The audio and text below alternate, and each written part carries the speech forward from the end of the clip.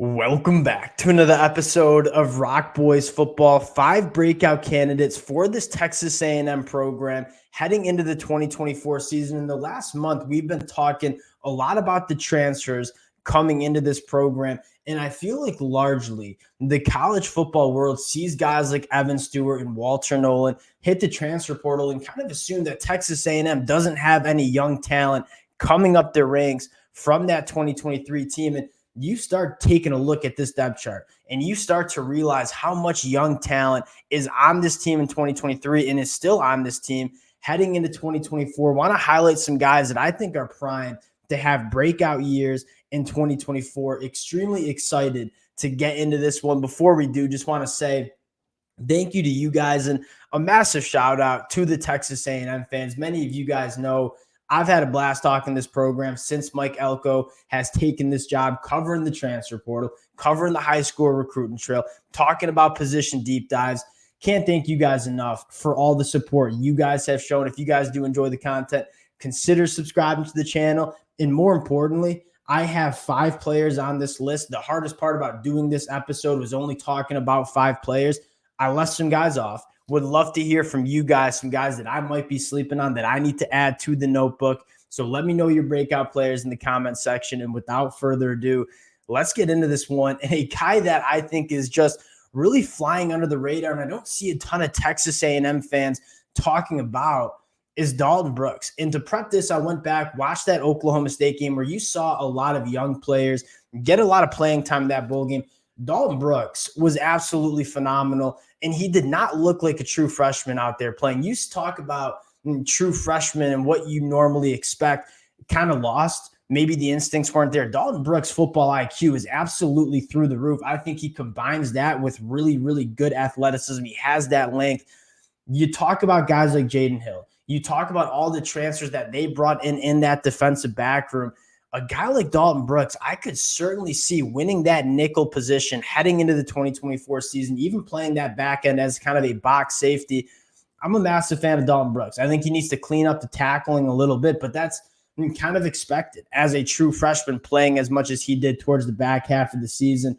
I'm a massive Dalton Brooks fan, and you look at this Texas A&M defensive back room, you have so much versatility and so many guys that can do so many different things. Bryce Anderson was another guy that I think has all the juice in the world to be a very good player for Texas A&M. But I went with Dalton Brooks because, I was just so impressed with how in command he felt and he looked as a true freshman. What does it look like with another offseason under his belt going into 2024, year 2 for Dalton Brooks? I think he's poised to get a lot of playing time and be that breakout candidate for Texas A&M in that defensive back room. Next player I want to go to, and I'll admit I'm pushing the envelope a little bit with breakout player, but I'm going to say Shamar Stewart. And this is a guy that you kind of have to remind yourself when you're watching him. He's only going into year 3 as a college football player. You don't really feel that way because he's probably the most physically imposing defensive lineman on that Texas A&M team. The reason I'm putting Shamar Stewart on this list, he was solid for Texas A&M. He was very good for Texas A&M in 2023, right? Had 19 quarterback hurries, a 14% pass rush win rate. The reason he's on the list is I think he's an All-American caliber guy. You talk about the 80-inch wingspan that he has, the power that he has in his hands. You started to see him use that length and power more effectively later on in that 2023 season. What does it look like going into year 3 where you add a little bit more pass rush nuance to Shamar Stewart's game? This is a guy that I kind of expect 30-plus quarterback hurries, a 20% pass rush win rate from. I expect Shamar Stewart to be an All-American caliber guy, potentially even a top 20 NFL draft pick. That's how talented I think Shamar Stewart is. And you look at if that development takes place, I think the trajectory is going in the right direction. No question about that. I think you're looking at one of the better defensive linemen, a guy that you can play on the inside, can play on the outside, phenomenal against the run game, really strong at the point of attack. If he couples it and kind of adds a little bit more pass rush moves to that toolkit, a guy that certainly with the athleticism, the size, and the length that he has, certainly he can. I think you're looking at an All-American caliber player here. And you look at this Texas A&M defensive lineman, DJ Hicks, taking a step going into year 2. Gabriel Brown-Ladindi, you add a guy like Nick Skirton. This is potentially, on paper, one of the more talented fronts that you see in college football. And if they get developed and they put that on the field in 2024, I am extremely excited about this defensive line. Now, I think Shamar Stewart could be the best of the bunch. Now, going to the offensive side of the football, the guy I want to talk about here, Moose Muhammad.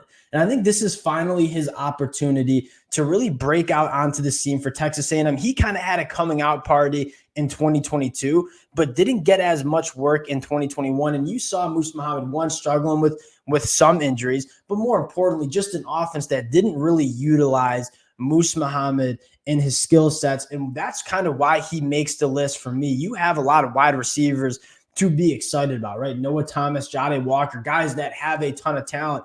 The reason I go with Moose Muhammad, and if you guys watched our breakdown on the Colin Klein offense, I think Moose Muhammad is going to be the Phillip Brooks in this Texas A&M offense. Now, you go back to that Kansas State film and looked at how Colin Klein used a guy like Phillip Brooks. A lot of motion, end arounds, getting him the football in his hands. If Phillip Brooks was a guy that could create space, I think Moose Muhammad is, quite frankly, just a little bit more of a talented Phillip Brooks. And Colin Klein ran that offense through a guy like Phillip Brooks. I think Moose Muhammad might see the offense run a little bit through him in that 2024 season. A guy that has phenomenal ball skills, can excel after the catch. He checks a lot of boxes of what Colin Klein wants to do on offense. You talk about a guy that is going to benefit the most from Colin Klein. I think it's going to be Moose Muhammad. I didn't include Connor Wigman as a breakout candidate because I think he already has broken out. The Texas A&M fans that have been listening for the last couple of weeks, you guys know that I think Connor Wigman is a dark horse to be one of the best quarterbacks that we see in the country. You look at what he looked like against teams like Miami with horrible pass protection, getting the ball out quick, spraying the football all around the yard. I think Connor Wigman is extremely talented. I think this is the best quarterback that Moose Muhammad is going to be able to work with an offensive coordinator that is going to use Moose Muhammad's skill sets. I think he's poised for 1,000 yards. I think he gets a lot of targets. I think he gets a lot of catches. I think he excels after the catch. Give me Moose Muhammad as that breakout candidate in the wide receiver room and sticking with that pass catcher group. And another thing that we talked about, you go back and look at what Colin Klein wants to do on offense. He wants to find those mismatches. He wants to use his tight ends as weapons in the passing attack, going back to Ben Sinnott at Kansas State. Donovan Green, I feel like a guy that people just kind of forgets on this roster, missed that 2023 season with an injury. Donovan Green was phenomenal as a freshman for Texas A&M. And most importantly, Donovan Green is going to play a lot this year. He can run block. And this is a guy that as a freshman was blocking in the run game extremely well, a guy that you knew is a smooth mover, natural hands coming out of high school. You knew what he could be as a passing threat. But to turn on the 2022 film and see Donovan Green be a run blocker as a true freshman, I think he's tight end one in this offense. I think he's going to be on the field a lot. And if you're the tight end one in this Colin Klein offense, you're going to be utilized in that passing attack. They're going to work him in the seams. They're going to try to get the football to him early. Another guy that is good after the catch in a little bit of a different way, just physically imposing for guys like safeties and defensive backs to bring down. If Donovan Green makes a full recovery, I think this is a guy that you talk about Ben Sinnott again. I think Colin Klein is just getting a more talented Ben Sinnott and Donovan Green.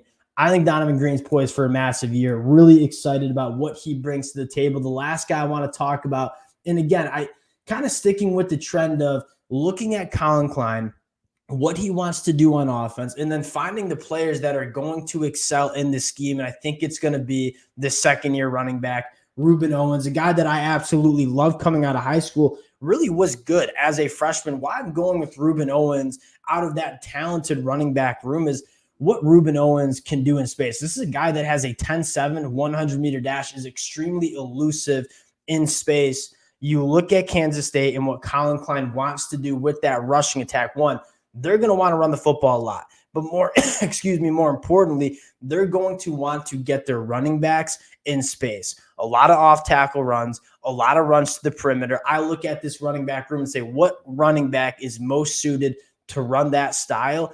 I think it's going to be Ruben Owens, another guy that I think can be a really good pass catcher too in terms of what he can do in space.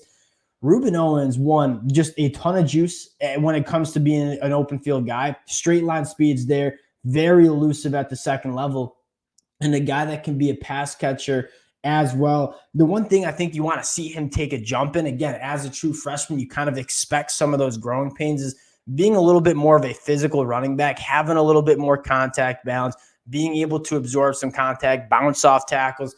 I think you see Ruben Owens take a stride in there going into that 2024 season. Again, another year in the weight room, putting on some good weight, being kind of just getting that college football body, if you will. You talk about picking a running back that's going to break out, going to excel in this Colin Klein offense. I'm going to go with Ruben Owens. And again, that'll round it out. A lot of guys that I left off that I'm sure you guys are going to let me know in the comment section. Please do. But I look at this roster and say a lot of the conversation goes to the transfers and what they did and what they brought in, which they brought in a phenomenal transfer portal class. But you look at this roster and you kind of say there is so much young talent that is coming back to this Texas A&M team that I think is really going to excel in 2024. One of those rosters that I'm extremely excited about, a roster that we're going to be talking a lot about as spring practice kicks off, a lot of new faces, a lot of position battles. We'll be covering that. Appreciate you guys rocking with the boys again. This is a program that I have a blast in. These kind of episodes I have a blast creating and kind of making. Would love to hear from you guys in the comment section. And if y'all do enjoy the content, consider subscribing to the channel. Appreciate you guys, and we'll talk to y'all later. Peace.